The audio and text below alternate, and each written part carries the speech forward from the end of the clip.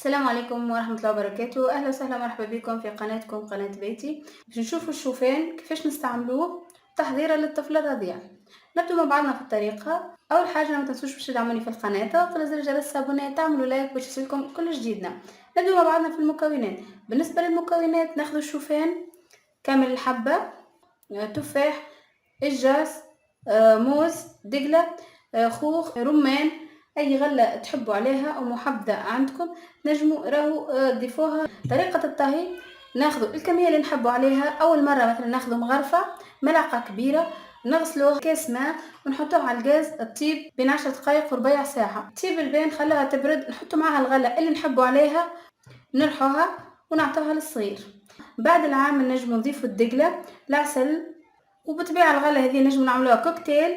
الشوفان فيه برشا فوائد وبرشا منافع، يساعد برشا الطفل على النمو وصحي، افضل من نستعملوا حاجات اخرى ولا من الشارع. مشبع للطفل، قوي البنية الجسدية للطفل، يعطي للطفل طاقة. باش نعمل شوفان وبنان وتفاح. بسم الله. التفاح نحول القشرة متاعها، باش نضيف شوية ماء. كان هذا فيديو اليوم، شوفان بالتفاح والموز. ننصحكم جربوها، راهي مفيدة برشا وحلوة وبنينة وصحية.